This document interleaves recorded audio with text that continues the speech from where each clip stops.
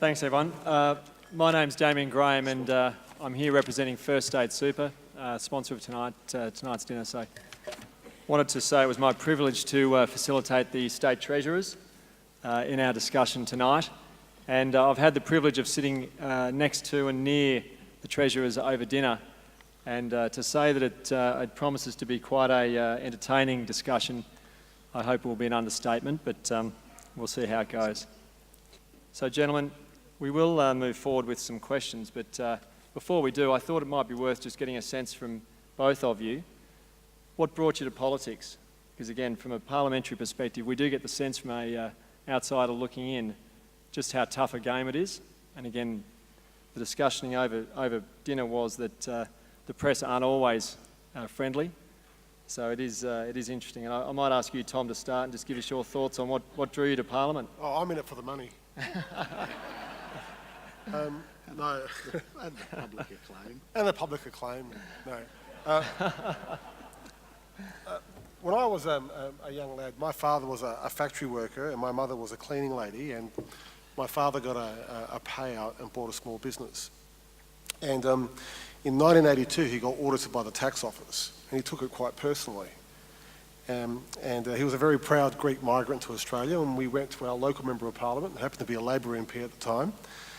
And he was also as outraged as my father was at the Fraser government, and it was complete politicking by the local member of parliament at the time. But I remember thinking how powerless my father felt at the power of the government to intervene in someone's life, and the force for good that an advocate could be. And it was that experience that really got me involved in politics, and it may have been just a coincidence that it happened to be a Labor MP that got me involved in the Labor movement. He was our Deputy Premier later on, that Member of Parliament, and that's how I got involved. But it was the sense of being able to go to someone who'd be your advocate and fight for you, which is, I think, I found very persuasive and powerful, and I thought, I can do that job. And that's why I went into politics. How about you, Tim? What drew you there? Oh, well, I'm a politician by misadventure more than anything else. I had a nice job. I was the Assistant Secretary of the ACTU, and Steve Rax, who was a very close friend of mine, asked if I would help him in his election campaign, and I said, well, why would I do that? I've got a job and you're going to lose. As it transpired, having been loaned to Steve in his election campaign, we won. Now this might come as a surprise. Tom has been in politics 10 years longer than me, but you probably wouldn't notice it, but I'm actually older than Tom.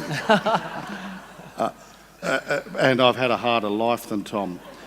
But I suppose the thing that drew me to politics was my father, in many ways. My father, I'm not sure he was always a Labor voter, to be entirely frank, but he was a man who taught me the basic principle that show respect to people, and also in terms of your involvement and investment in the community, give more than you get.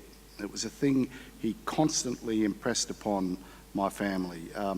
If you want to have a life well lived, make sure that your contribution outweighs your own ambition and your own expectations about what you get out of it. So he was a very lucky man. He come from a working class background in Wales. Yes, I am a Welsh Greek. In fact, I am the only Greek in the village.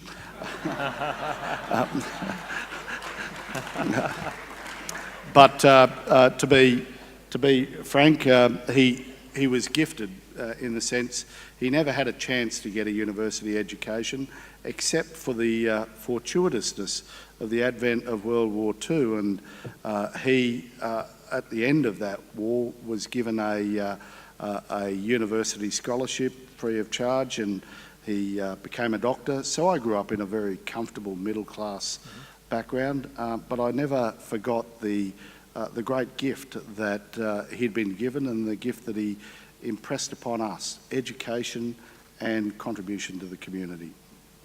Thanks, Tim. Over dinner again, we were talking about our families and our kids, and I guess these guys are at different stages, and I'm in the middle with regard to how old our children are, but it was interesting to me, and it'd be good to get a sense from both of you what sort of legacy you want to leave, what sort of state do you want your kids living in 10 years' time. I mean, where do you sort of see that your children being positioned, particularly, and we talked a little bit earlier around employment as well, so that's clearly a very changing face of the world. But I'd be horrified to see my daughters have to live in Victoria and put up with put up with the People's Republic of Victoria. But So the merger's off? I think Tim was actually talking about succeeding and taking over South Australia, but that's right. I want to see an economy where my daughters can actually stay and live in the economy that they grew up in and contribute back to that same economy. But I think that dream is becoming harder and harder, and we have to keep on fighting for it.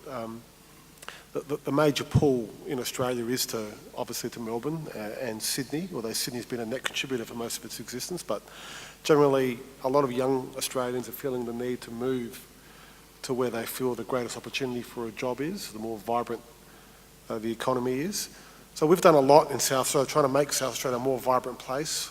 We've invested in a lot of social infrastructure. We try to create as much entertainment and, of course, investment in education to keep people there. But ultimately, you need a long-term career and a job.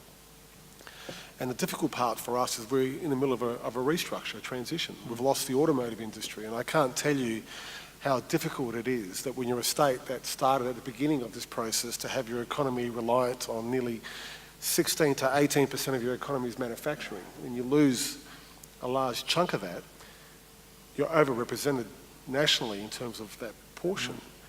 It makes it very hard for that restructure to occur. And when that restructure occurs, you get negative press, you get a bad rap, and of course, there are other parts of the economy that are growing faster, the services economy. And that draws young people. What we need to do as a country is understand that the centre of Australia is not Sydney and just Melbourne, that there are other interesting places that can grow just as much and contribute just as much to the Australian economy. And importantly, here we are sitting in Canberra, knowing that we are the only country in the world to have a continent to itself.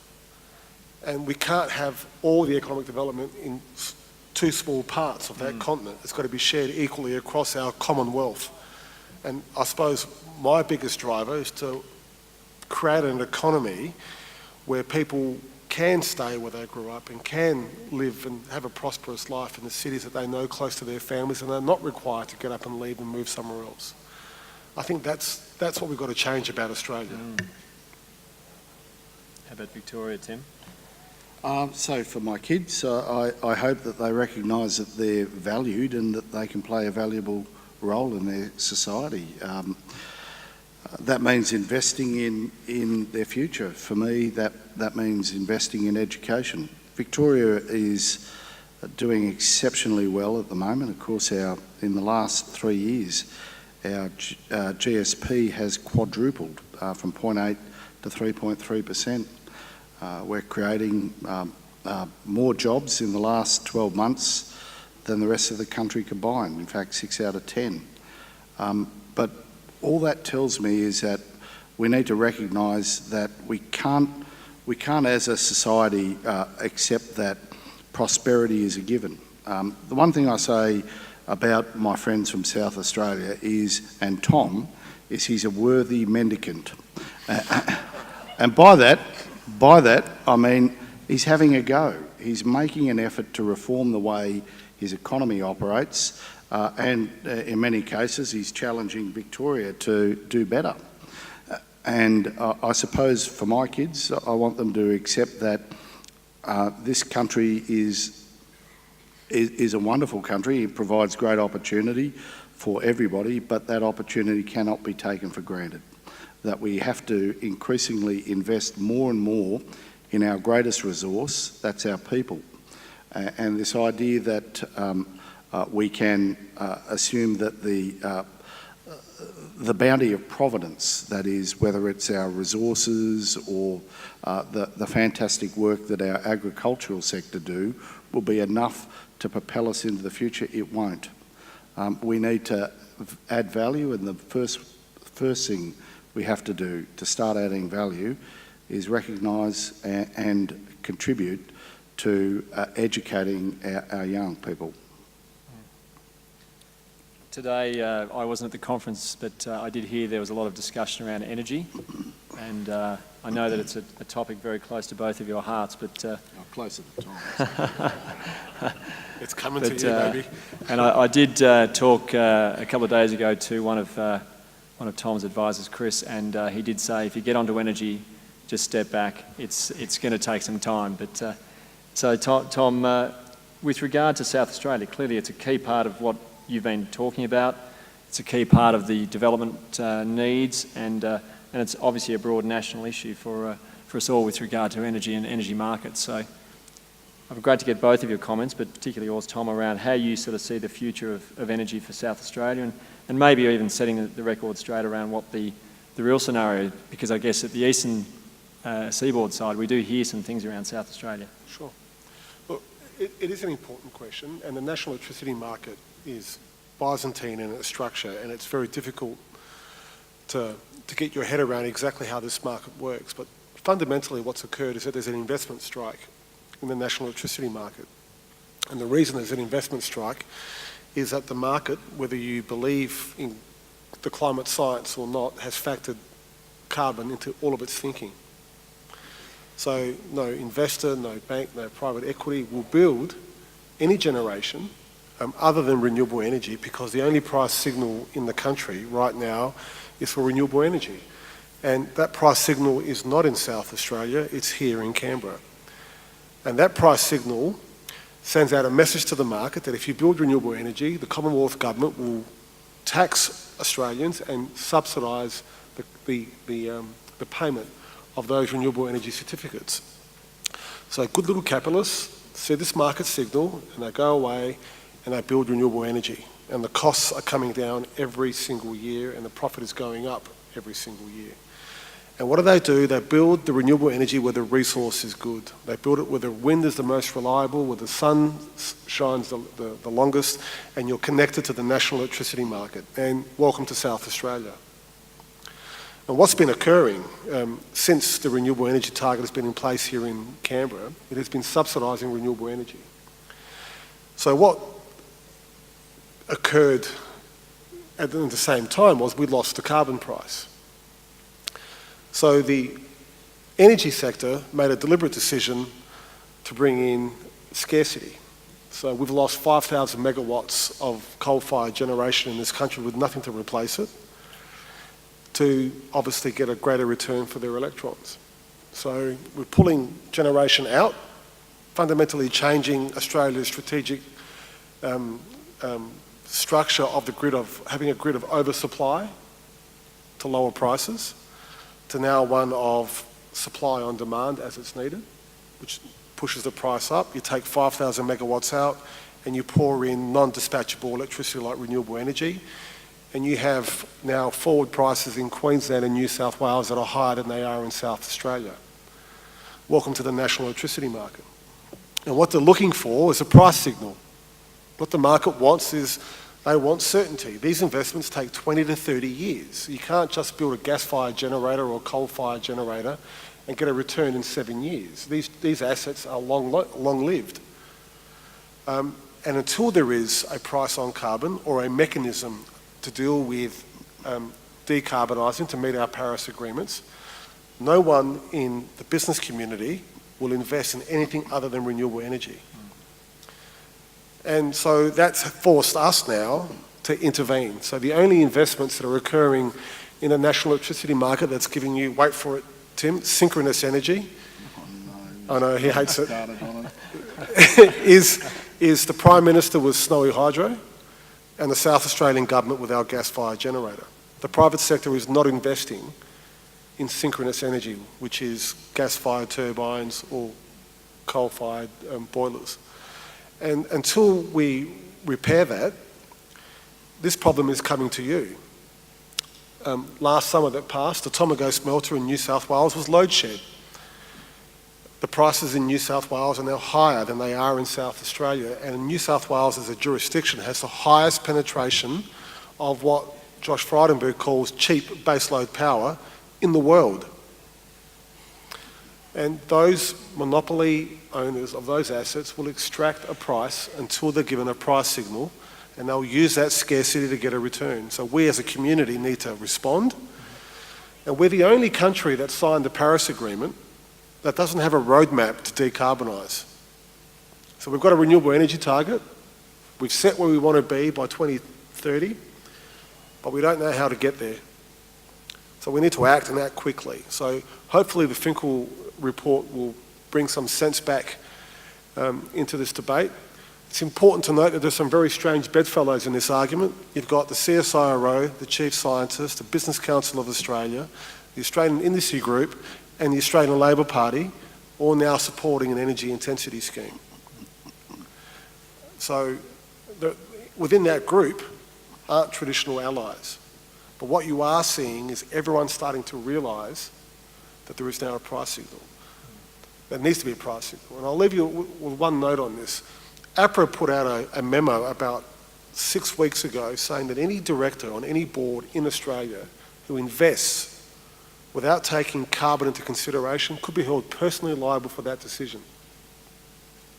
So the argument now isn't whether you believe in climate science or not, it's that the market has factored it in and the rest of the world has as well. And if you make decisions on behalf of your investors without factoring in carbon, you're making a mistake. And that's why we have this investment strike. So the blackouts and the others are all politics. They were caused by weather, but of course it's convenient to make them about ideology.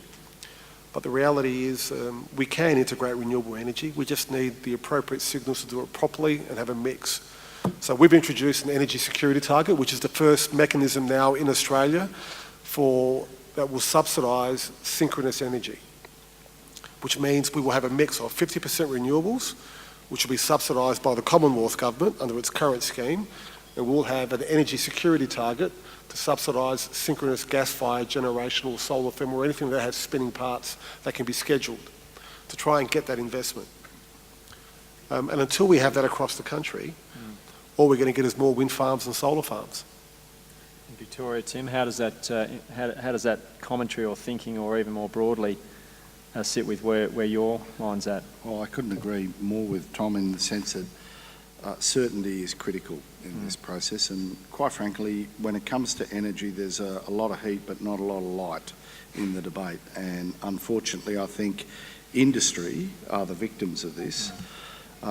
We have quite a number, as you'd appreciate, of brown coal generators.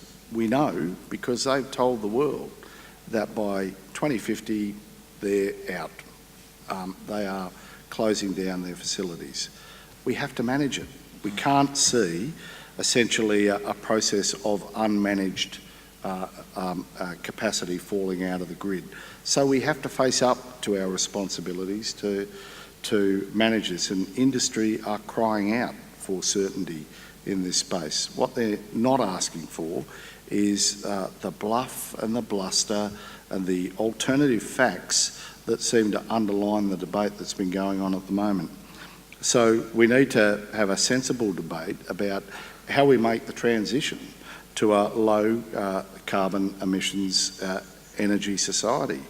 And it's not because there's anybody out there saying that this is unnecessary. We all agree as a matter of principle that these things have to happen.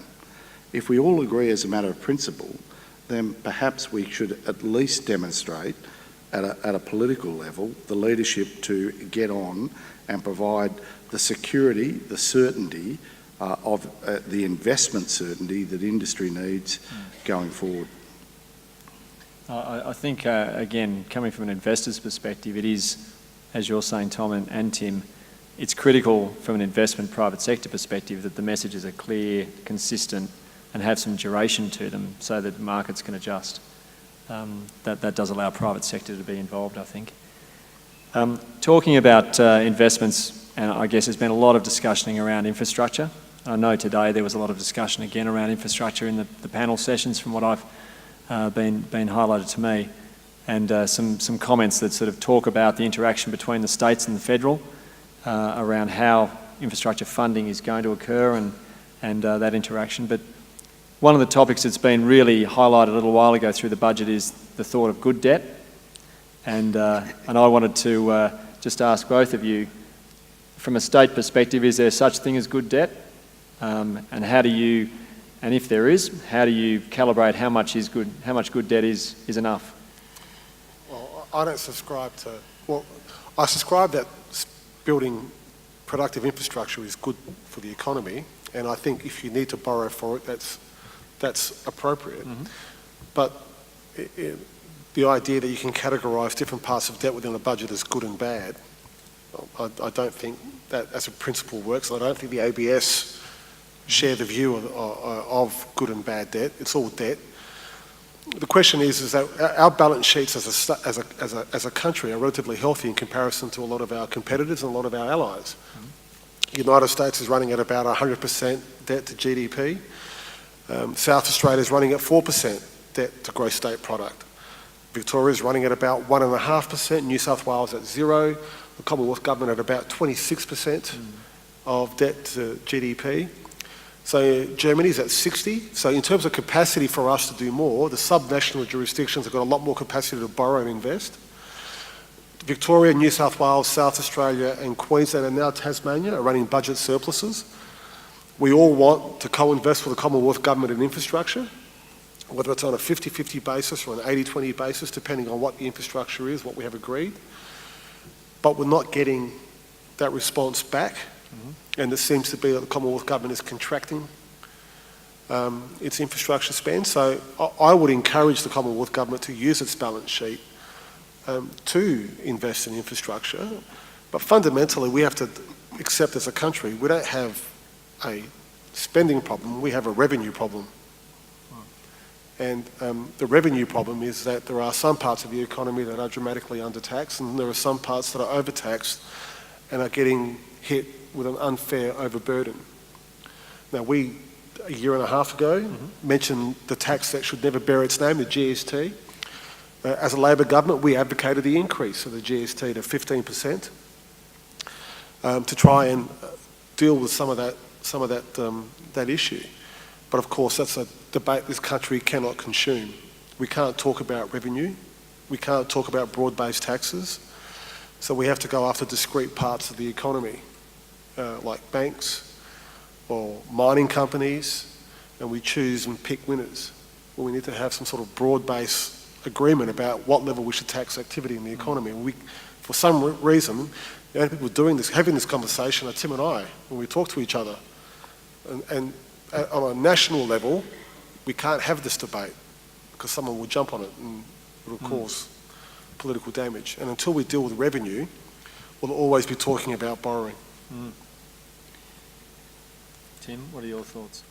Well, I think there is an argument around good and bad debt, but I think it gets overplayed, and sometimes it's played by politicians who really want to absolve themselves for the fact that they're running debt up. Other times it's worthwhile to actually have a genuine debate about debt. Look, the state of Victoria, debt, general government sector debt as a percentage of gross state product, the size of our economy is now down to 4.6%. We inherited it about 6.2 only 3 years ago. So it's come down appreciably. Every 1% is about $4 billion as played out. We're one of 9 jurisdictions, sub-sovereign jurisdictions in the world with a AAA-rated, double-rated AAA economy. That's both by Standard & Poor's and Moody's. And we're unlikely to lose that rating unless the Commonwealth can't get its budget management issues under control. But I'd make the point that if you look at what's happening at the moment, about 18 months ago I raised the issue. I think I was the first State Treasurer to publicly say we need to have a grown-up debate about debt. This was before the Damascus conversion of the Commonwealth to the idea of good and bad debt. It was about recognising that we do need to utilise our balance sheet for the purposes of actually providing intergenerational opportunity. And the fact that we restrict ourselves from doing that, we massively constrain the effectiveness of our economy. The state of Victoria at the moment, long-term capital spend sits around about $4.9 billion. That's what it was for the 10 years before we came to government. In this budget, the 17-18 budget, I've identified $10.1 billion worth of capital spend. It'll be about 9.6 on average going forward over the forward estimates. The Commonwealth is spending about the same amount of capital on transport infrastructure across the entire nation that I'm spending on transport infrastructure in Victoria. And really what it tells us is we need to have a debate not so much about debt, good debt or bad debt, but the imperative upon governments to start investing in the future. And if you're not building the infrastructure that will service an economy that wants to be a nation that actually leads the world in the efficiency of its operations, then essentially you're just selling the future short. So I have a very strong view that let's talk about debt, but let's not talk about debt for recurrent expenditure. That is bad debt, believe me. Let's talk about investment of our utilisation of our balance sheet in order to build the opportunities for the future. I'd love to jump on to housing affordability. I think that's also another very, very significant topic at the moment. And again, it goes back to what our kids will do when they grow up to try to buy a house, because it looks fairly challenging in some parts of Australia. But I know Homes for Victoria is something that has been a fairly recent policy event for Victoria. And from an outsider's perspective, it does look like there's been a number of levers you've pulled on to try to get that moving in the right direction. But what are your thoughts around that? How confident are you that that will be successful, and what else could you do if it's not? Well, can I tell you, Damian, I'm never confident of success. That's what makes me, well, such a good treasurer. I'm a professional pessimist by nature. But what it does tell me is that, like, you can't just see a policy intervention as a point in time and then you move on. Homes for Victoria was really about me identifying, in collaboration with my colleagues, really, how many policy levers are available to the state of Victoria. Let's not have this banal argument that some are wanting to have, that this is all a supply side problem. It's not a supply side problem exclusively, but supply is part of it. But it's also a demand problem. And from my perspective, we looked at the whole thing root and branch. What could we do to work closer with local government to help them to assist in bringing forward more stock into the market? How could we take the weight off their responsibilities? How could we actually provide some resourcing to help them? How, as a government, would we go about ensuring that we opened up a lot more housing stock to the market? 17 suburbs, essentially, we identified that would be opened up for development. We're lucky in Victoria, we've got a lot of wide open spaces for development, but we need to make sure that we get the right property mix. So we also removed the stamp duty off any first homeowner up to $600,000, and then progressively reintroduced it up to $750,000, and we doubled the first homeowners grant for new build in regional Victoria. So the aim here was to recognise that there was a lot you can do, but simply sitting back and tiers of government pointing the finger of blame at each other is not sufficient. We need to do more in terms of the supply side, absolutely, and we're working hard at it. We need to work in cooperation with local government and the Commonwealth to do it. Because if we don't, all we're doing is we're constraining our kids to be in an environment where they don't get the choices as to the type of homes that they live in, whether they buy them or they rent them, and recognising also that the people at the back end of this process, the people who are hit hardest, are those who rely on governments to provide for homelessness support, social housing and public housing. And of course we've made a $2.8 billion commitment into substantially upgrading the resourcing of those areas. Well, we don't have that issue in the rest of the country. It's a Victoria, New South Wales issue, and I think it's an indictment on us that there are people growing up in this country who cannot afford to buy in the suburb that they grew up in ever again, and that they have to move further and further away. Yet we are a landmass the size of Australia, and our young citizens can't find a home that they can afford. If you look at the disparity between, say, Sydney and Adelaide, $1 million in Sydney won't get you very far. $1 million will get you a very lovely home in Adelaide or Perth or Hobart and even Brisbane. And we don't have the supply issues, and a lot of it is about the way migration is managed in this country. And there are jurisdictions that are crying out for more international migration to come to South Australia, to Tasmania, to Queensland, to Western Australia to help grow those economies. But unfortunately, most of the international migration is going to Melbourne and Sydney, causing a lot of the issues that Tim's talking about. So we'd be happy to pick up some of the slack. But there are very few mechanisms the Commonwealth Government has put in place to make sure that immigration policy can be spread across the country. So I think we can do more, and we should share it with other cities that want to grow.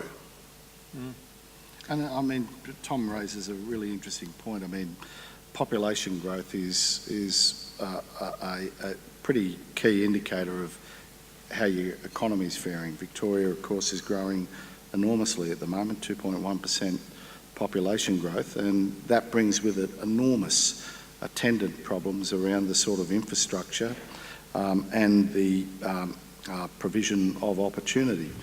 But why is it that the economy is growing so quickly? Well, it's largely because jobs are growing so quickly. People are moving to these areas largely because they see that there's an opportunity. I wanted to share just a brief observation about the Victorian labour market, if I could, and that is that if you look at the unemployment rate, the nominal unemployment rate in Victoria at the moment, it's 6.1%.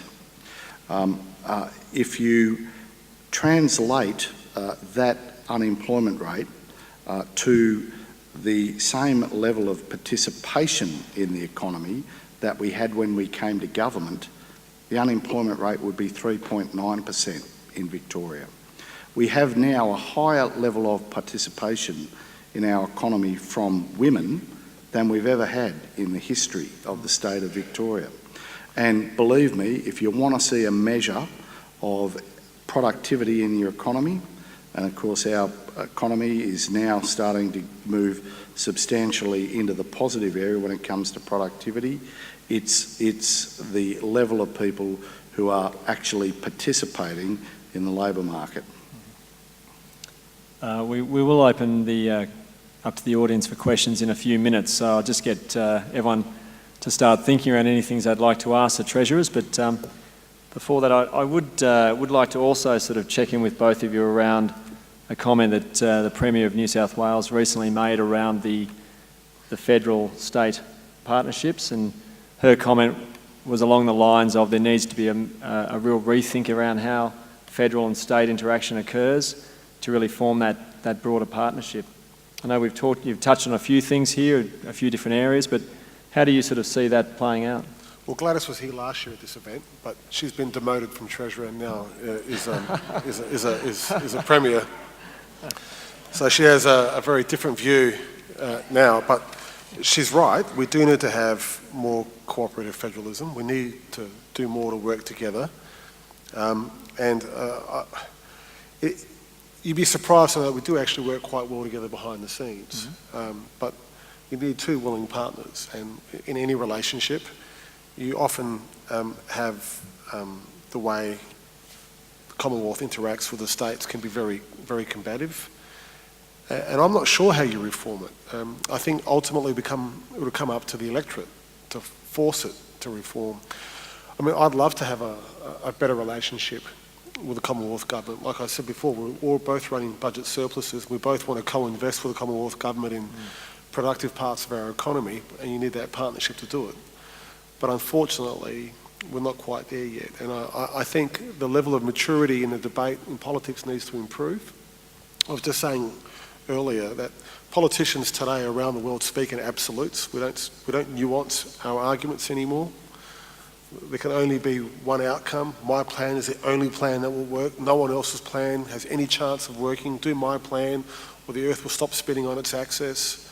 So I think if we can get to that cooperation where the public have a longer attention span and allow politicians to try and fail, will allow ideas to be discussed publicly with a level of uncertainty about whether they will work or not.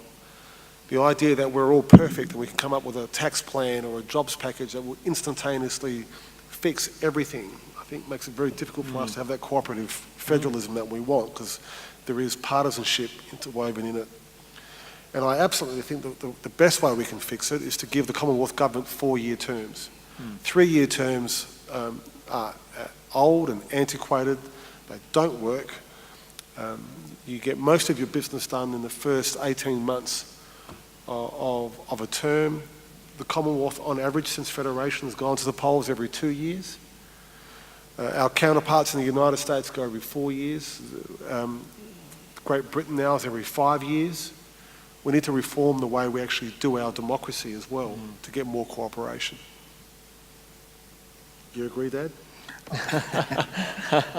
I agree. This is nothing like last year when Gladys and I had a few differences of opinion. Absolutely, we need a fixed-term Commonwealth electoral process. And why do we need it? Well, because we don't need the uncertainty of when elections are going to be called. You need the absolute certainty that you're going to be marked, you're going to be held to account within 4 years of the time of you being elected. As the state of Victoria in the early 2000s, we reformed our constitution. We went from 3-year to 4-year fixed-term elections, and I think it served the state exceptionally well. Now, on the issue broader of cooperative federalism, look, I was part of a government as a Chief of Staff to Steve Bracks back in the early 2000s. We didn't get on particularly well with the Howard government, but those two governments sat down and worked consistently, profoundly to develop a national reform agenda that we would advocate to the nation. And I thought it was just a testament to a different time. That here we had an opportunity to say there are things that are more important than just the day-to-day cut and thrust of political argument. We actually have an obligation to assist and to reform the effective functioning of the economy. At the moment, it seems to me that we get caught up in the nonsense of the political rhetorical flourish, and we forget sometimes that at the end of the day, people expect governments to deliver for them. And that's why I often say, look, I'm older than Tom, and I reckon I'm getting tireder and grumpier than Tom when it comes to the arguments that we have about who's responsible for what. I understand the Prime Minister today accused me, or was it the state of Victoria, of treating the Commonwealth as a dumb ATM. Like, a dumb ATM? I don't think I ever described them as an ATM. And, and like, the problem with the Commonwealth is that they are absolutely obsessed with being in charge of driving the bus. Like, sometimes they're probably not the best delivery agent on these things. Sometimes it's better for the states to take a leadership role. To be honest, the Commonwealth don't have a great record when it comes to infrastructure delivery. Now, of course, the states have done pretty well in this space. We've mucked up every now and then, but we've got a generation. In fact, we've got a century of achievement and experience behind our belts. So to be lectured by the Commonwealth about what we should deliver and how we should justify it, I think is nothing short of, well, patronising. There's almost this view when you come up to this wonderful place in Canberra that if you are elected to the federal parliament, you are natively more intelligent, more capable of leadership on issues, regardless of your competence, regardless of your facts, your engagement, your understanding of issues. And we've got to change the way our federation operates.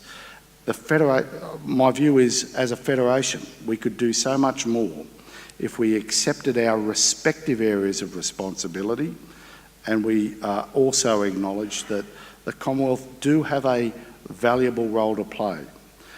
They are absolutely the principal providers of funds, and also they can set parameters for performance. They can check parameters for performance. But God help us if they ever tried to deliver anything, because quite frankly, this nation would be the poorer for it. We will open to the audience in a moment, but just one last question before we do. Around 2018, so for you both, it's a big year of elections. What do you think the number one issue you'll be taking to the polls will be? Jobs and cost of living. I think as Holden closes in October, and I think that is going to come as not only as a cultural shock to the state, but it will be an economic change. I think we will absorb a lot of those jobs. I think we will get through it. We will restructure our economy and we will transition and the reforms we've put in place. But ultimately, Australians demand jobs growth. And I think we're about to break the record for the longest period of continuous growth in the world as a country. And Australians demand more, and we'll have to keep on delivering. Oh, well, look, I think I agree with Tom.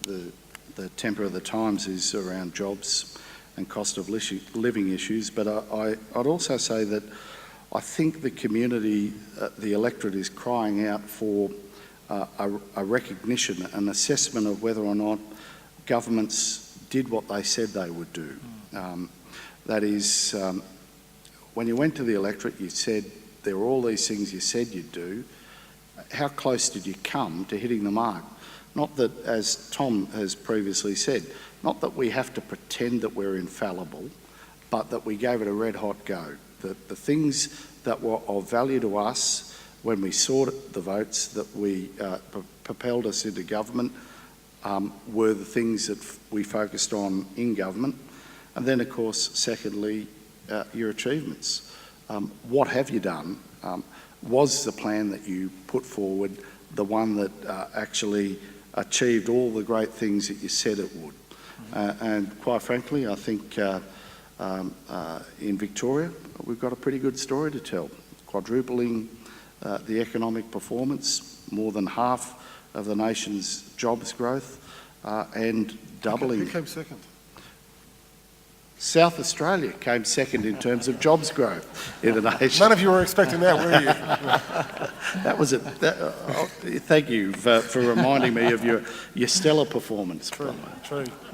We will open it up to questions, but there's, where are we? Hands up for anyone who wants to ask a question. And please give your name and your organisation. And if I can, we want to get through a number of questions, so please keep your question fairly brief. Rebecca Tompkinson with Mercy Care in Western Australia. Thank you for the conversation. I note that you've both touched on your Greek heritage and that you're both treasurers. And I'm wondering if that's correlated and perhaps what that background has brought to your treasury portfolio. What are you saying about the Greek economy? Well, Tom, as the senior Greek here, perhaps There's about this much of me that's Greek, by the way. My great-grandfather was Greek, so I still have relatives who deny their Greekness, but I embrace my Greekness, and I think it is, of course, the home of democracy, and there's a lot to be proud of about the Greeks, and they're going through some hard times, but I think they've won a European Cup recently, the home of the Olympics. They've got a few problems in terms of economic management. Is that good debt or bad debt, Tim? Diabolical debt would be. My theory is all the good ones left. It's really it's more a story of migration. I mean, my father was he had no real education.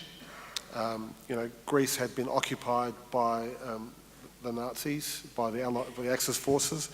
Then there was a very brutal civil war following it. So they came to Australia, and traditionally who were migrants? Migrants are generally risk takers and entrepreneurs who want to get out and do something else. And Greek, Italian, Vietnamese, now other community groups that are coming here, and they want to really build wealth and make a contribution. And I am very proud that, from one generation of my father being basically born in a peasant in a peasant farm, a generation later, I'm a treasurer of a state in Australia. I think that's a remarkable, and that is the story of Australia. And it's no different, I think, for a lot of us here. If you look at our current Prime Minister's story, to be a little bit partisan, he is the outcome of a single family. It's a remarkable story. And I think, and if you look at Bill Shorten's life, that's also a remarkable story. And that's the greatness of our country, is that in this country, according to your abilities, you can pretty much do whatever you set out to achieve, because we have the infrastructure and the education system in place to do that. And I think that's what makes me very proud of my heritage. Plus, we are remarkable people. They were remarkable. In fact, I was just thinking of a meeting I had in Athens not so long ago, 4 or 5 years ago, and I don't know if anybody's ever seen that movie, My Big Fat Greek Wedding, where the Greek father explains that every word has a Greek origin. And I was in Greece and I was introduced to this gentleman, and he said, "Pallas, that's a Greek surname." I said, "Well, it could well be. It goes back a long way, but I think maybe my great-grandfather, I'm not sure." He said, "You speak Greek?" I said, "No, I actually don't speak Greek." He said, "Are you sure you're Greek?" I said, "Well, I'm not 100% sure I'm Greek." He said, "You're Greek, you just don't know you're Greek." What else? Sounds fair. What else, please?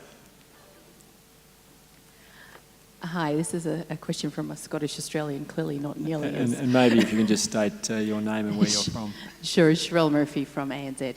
I'm an economist and I spend an awful lot of time plugging numbers out of your budget papers into spreadsheets by hand. And I must congratulate both of you. You both, South Australia and Victorians, are much better than the rest of the country in terms of releasing data. But still, it's not comprehensive, and particularly looking at historical data. And I think that for a lot of us, if we really wanted to get a good picture of where the budget's at, where programs have been in the past, how we can compare them, and also, the great things that are happening on infrastructure, then we'd have better access to your data. So my question is, will you, in the interests of transparency and productivity and keeping the economists of the country happy, release all your budget data on spreadsheets that we can use? Yeah, I agree with you. The states transferred in the late 1980s from cash accounting to accrual accounting. I think it was 1990s. And the ABS set the standards for the way we present our budgets. And the Commonwealth Government this year, for the first time, put out 2 sets of books. One, an accrual method, one cash. Now, cash accounting in terms of budgeting is fantastic for treasurers because you can almost always have a budget surplus. Accrual accounting is a lot more complex and a lot more honest in what we have to display. And it's very hard to get the historical trend when you're trying to look back at how we performed over the 1970s, early 1980s and compare it to today, because it was a different accounting method, which means that those numbers really have no relevance to the way you're behaving now. So I would like the ABS to require us to be more transparent. And the reason I say it is not to be tricky, but if the ABS are the ones who set the standards for all of our budget papers, and if we divert from them, the ratings agencies and the Commonwealth get very concerned about what it is we're attempting to do. So it's a very strict codified process about what we can publish. And it's very labour intensive and very expensive. So I think the ABS does a good job at making budgets as transparent as possible.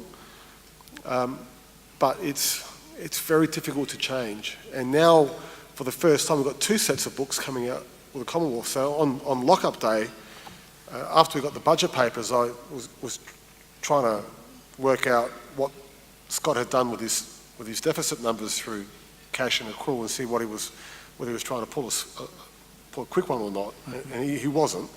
But it's a very different outcome. So I'm not quite sure how we get more transparent, other than the ABS saying that, well, you publish both at once. But that just makes it more confusing. It's a very difficult area, especially for the economists who work in our treasuries to get their heads around, because they are trying to get a lot out for one 12-month period, and it changes almost a week after you've published the papers anyway. Well, I've just got to say, I think if transparency is the end objective here, then the key, I think, has got to be consistency of accounting methodology. Increasingly, we now have accounting standards that are applied with considerable rigour by state governments around our accrual accounting methodology. I think it'd probably be important at some point that we move towards a nationally consistent and comprehensive approach to accounting. I think on the issue of whether or not the states should publish spreadsheet data, I don't really know what the consequence of that is in terms of the workload and the cost, but look, we're always trying to find better ways to accommodate the community's needs to get an appreciation of what we're doing. I don't have a problem with it in principle. I suspect that would lead to, no doubt, a level of interrogation of a budget that would be desirable. So we'll have a look at it, see what we can do. Okay, we've got a question over here. Thank you. Fiona McKenzie from the University of Western Australia. My question's directed to you, Tom. I understand that the South Australian government owned Lee Creek. Why, given that you had so much time to plan for the closure of Lee Creek, that the debacle that happened last summer occurred, given that it's a state-owned asset? It's not a state-owned asset. It's owned privately. It was owned privately by Alinta. It was privatised in 1999. We didn't own the coal mine or the generator. The generator came to us asking for a subsidy. Now, when it comes to subsidising generators in the national electricity market, I'll just be blunt about it. It's a mistake to do it. If you subsidise one generator, you need to subsidise all of them, or they'll withdraw supply. So Alinta had the Playford Power Station, which had about 500 megawatts of generation available into the national electricity market, and they burned brown coal out of Lee Creek. The calorific value of that coal was half the value of the coal being burnt at Hazelwood or Yallourn, which meant that we had to burn twice as much coal to get the same amount of electrons. And Alinta were losing money every year. And so what they attempted to do was to create scarcity. They stopped offering generation during winter and operated the the furnace as a peaking generator and operated it only in summer. That didn't work. And then they came to us asking for $25 million to operate over summer. Then they said to us, there's a clause, and that clause is that within 1 month's notice of Alinta, we can close the operations. So the scenario is this: if I subsidise Alinta at Port Augusta, they're 250 megawatts. What would AGL ask me for their 1,200 megawatts at Torrens Island? What would Origin ask me for their megawatts that they have in South Australia? What would Pelican Point and NG ask me for their generation? And I would have a capacity market like you do in Western Australia, where the Western Australian taxpayer pays a capacity payment every year of $300 million. And you've still got price parity with the Eastern Seaboard. So then, if I pay them the $25 million, and then on the 1st of December, they say to me, we're closing on New Year's Eve, and I'm short 250 megawatts, and I'd have rolling blackouts. So the question then is, what would I pay to keep them open then, during a summer period? And Jeff Dimery is one of the smartest chief executives in Australia. He used to work at AGL, he now works at Alinta. And the state would have been exposed to probably a very large bill to keep that generator open. It closed in a disorderly manner. We didn't own it. If I had subsidised them, I'd be subsidising everyone, much like you are now in Western Australia.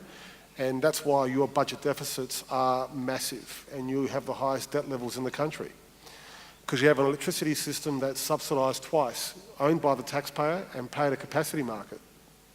So it's a very, very complex industry, and that's why I warn any government about entering the NEM, and that's why I think the market is broken. Thanks, Tom. We have a question up the back here, just up here, apparently. Oh, thank you. Yep. Hello, good evening. My name is Matt Granger. I work for Bunbury-Wellington Economic Alliance in the southwest of Western Australia. And I think Treasurer, South Australian Treasurer, I think you've just wrapped up the state of the West Australian economy very eloquently there in terms of debt and deficit and what have you. However, there's this ongoing saga which has a lot of attention in Western Australia, and that is the distribution of GST. I think at the moment we get about 30 cents in the dollar, and the horizontal fiscal equalisation seems to be very tardy in terms of how it responds to income. So through the Grants Commission. Obviously as a consequence of the significant royalty flows into Western Australia, that counts against us in terms of the GST distribution. And there is a line of thinking that suggests that this arrangement is a perverse disincentive to other states to not be quite so aggressive in developing their resources, their mineral and energy resources. So I'd just be wondering what I thank you very much for your presentations as well, but I'd just be interested in what your response to that might be. I hear this argument a lot. My brother lives in Western Australia. He actually works at the University of Western Australia as a professor of chemistry. He often gives me the same argument, and I tell him in Greek exactly what I think of his argument. So this is what's occurring. The Western Australian government is blessed. The Western Australian people are blessed to own vast resources of mineral wealth, and good on them. And they work very hard to exploit them. Good on them. And they tax well above the national rate of royalties.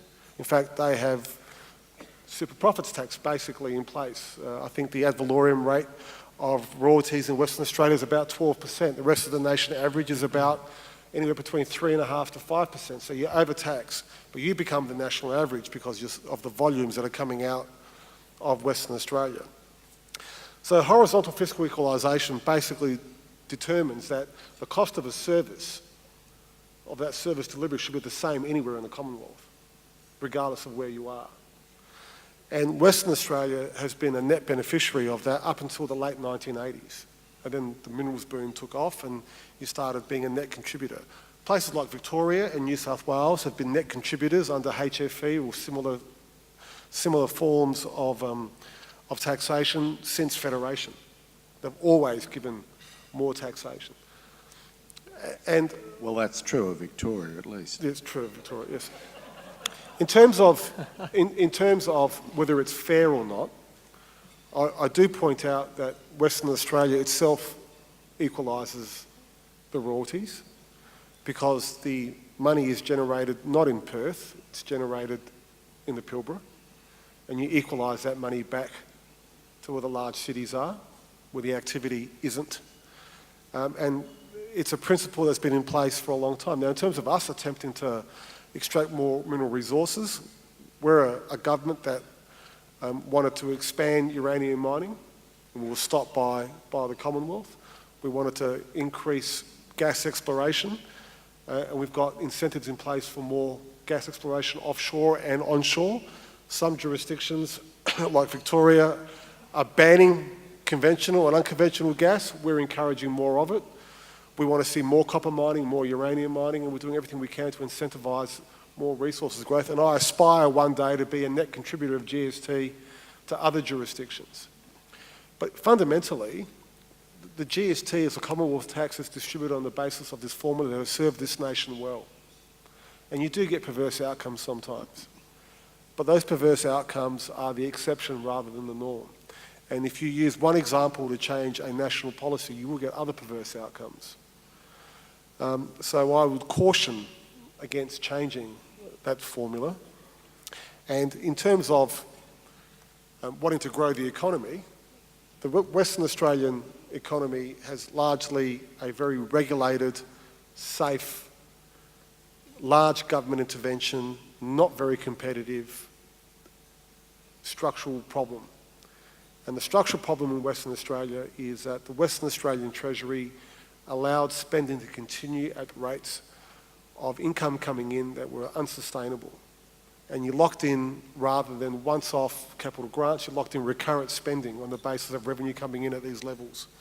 And your GST grants weren't all that different than they were then. So what's dropped is your royalties. So the question really isn't about the GST, it's about royalties. And I do also point out that Western Australia, through its very large expansion, did have an impact on the currency and had an impact on the exchange rate, which had a very detrimental impact on the rest of the economy, especially the manufacturing states of South Australia and Victoria. And I would argue that we didn't get Olympic Dam up because of the exchange rate, and we lost Holden, Ford and Toyota because of the exchange rate, in large part because of the resources sector. But, you know, I'm not one to hold a grudge. But I have a great confidence in Ben White. I have great confidence in Premier McGowan. And these are two reforming Premier and Treasurers that I think will do great things. And I think Western Australia's best days are ahead of it because you are blessed with resources that are still to come. You're finding porphyry copper, you're finding a lot more gold. The Northwest Shelf is serving you well. You've got a very good royalty arrangement there with the Commonwealth that no one else has. And I think you will do great things. Thanks, Tom. We might ask for one last question if there is any. There's just one over here at the table, and we are almost out of time, so we might make it fairly brief if possible. I'll be as quick as I can on the subject of revenue sharing and take the panellists back to the wonderful topic of cooperative federalism. And I was interested in the observations, I should have said Stephen Spargo from the CEDA board. I was very interested in the comments that it's a challenge, and I know our CEDA chairman has probably enjoyed the challenges of cooperative federalism in the past, but I just wonder how long it will be before there's a groundswell of greater interest and focus on ensuring that governments rise above relationships because everyone wants the outcome that needs to be delivered by the combination of good relationship building and sensible decisions across all tiers of government. So I'd just be interested to know how you think that can be better achieved. Thanks, Stephen. I think the simple answer is we'll never get to a point, and we shouldn't aspire to a point in our body politic, in our public debate, that assumes that we're ever going to get an overwhelming chorus of support for particular items or particular agendas. What we've got to recognise is that despite that, we've got to try and build a common focus and common purpose around the infrastructure that the community needs, and might I say, the way that we deliver on the services and amenity of the community. And this idea that you can have a national partnership agreement with the Commonwealth that they can turn around at entirely gratuitous point in time and say, well, we don't agree with that anymore. And they can do it without any fear of litigation. The state of Victoria has recently told the Commonwealth, well, look, we're prepared to enter into real agreements with you, and we'd like the terms of those agreements to be enforceable at law, because we're actually not in the business of running pretend organisations here. We're trying to run our respective economies.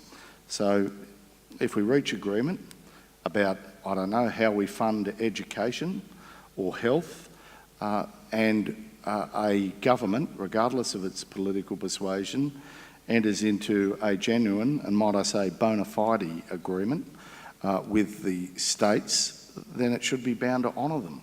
So how do you build a sense of common purpose and destiny?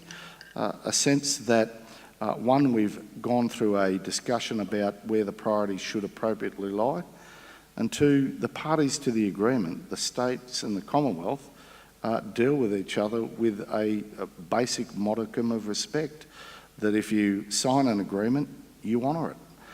And if you don't honour it, you pay the consequence for failing to honour it.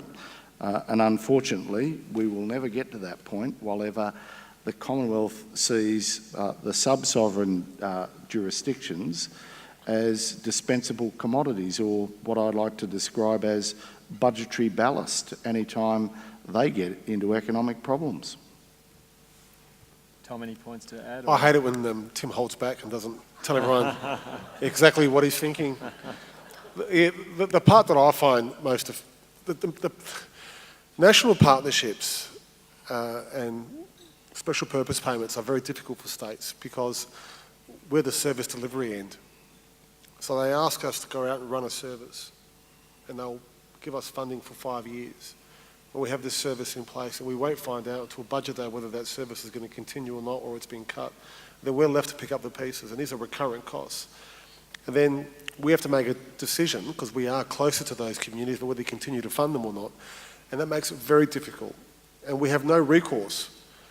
So then you start asking subnational jurisdictions with a smaller tax base to fund Commonwealth responsibilities around welfare. I mean, I'm happy to fund welfare with the Commonwealth Government if they want to partner with me. I'm happy to help funding in universities. I think we can get good outcomes. But you dare not approach them because it's very difficult, and this goes for both sides. They can pull out at any time, and there's no recourse, and we're left to pick up the pieces. So it is very, very difficult. And I think there was a debate in Australia a while ago about whether or not we should switch and give the hospitals to the Commonwealth Government. We'll do GPs. Well, they have the larger tax base. They can do the larger cost, and we'll fund GPs and that type of healthcare rather than the really expensive, complicated stuff. And of course, that was all too difficult as well. And then we offered an income sharing arrangement around income tax. My proposal was you increase the GST by 5% to 15%. You give that entirely to the Commonwealth Government. The Commonwealth Government would be immediately in budget surplus the moment that occurred. and all the national partnerships and special purpose payments that have been paid to the states over the last 5 years be averaged, and you give us a percentage of income tax paid to the states with a discretion for us to spend it as we please on services.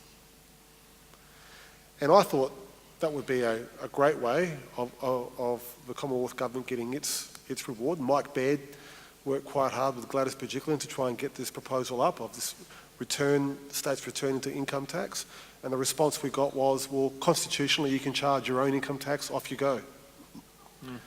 Now, how would you feel about us charging you income tax as well? I think I doubt that would work. That would be a very brave decision. So I'd like to do more of it, but we don't have a willing partner because governments hold revenue very, very tight to their chest, and they don't want to share it. It's like when we inadvertently gave up income taxing to fight the war. They took it off us. We were expecting it back. Thanks, gentlemen, and thanks for the questions from the audience.